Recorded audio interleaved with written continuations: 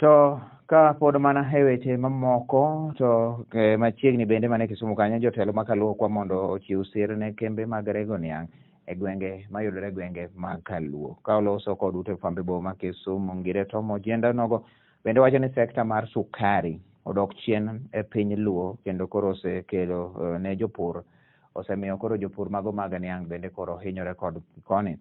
Ojenda komachielo nosiro dwaro mar keto kembe mag loso sukari e lwet ji giwegi ni mano bende biro miyo kata jopiny jopur mag niang' jogo duto te oyude tich e yore makare kopim gi mago mag piny owacho ma oseruombore piny kuom higni mathoth mokadho.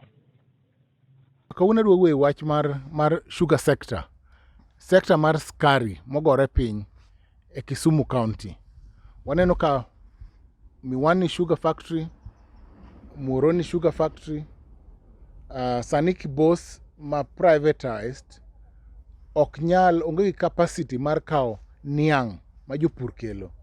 Koro appeal mara kawuono en ni agriculture sector and involved, lakini kar yo mar jopur onego privatization commission otiek process mar privatization mar Miwani gi other sugar factories within the sugar belt mondo jopiny oyud kama gitere nienge gi.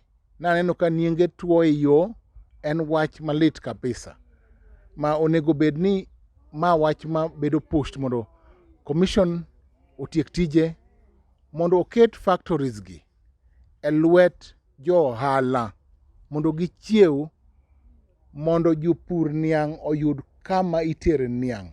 Mano yo kende mwanyalo improve ngima mar jopur niang' e county wa mar Kisumu ka. Privatization commission gi yo i privatize miketo kembe gi e lwet jo ohala nitiere sheria miluongo ni Privatization Act. Privatization Act ni wacho niya, nitie process ma nyaka luong ji mondo okel kaka gidwa chiro kembe gi eki. Minyis ni in gi uwezo, in gi pesa minyalo kete kembe gi mokwongo.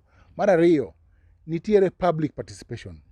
Jo Kenya te kata jo sugar sector, jo area ma interested te nyaka gol views gi, mano important.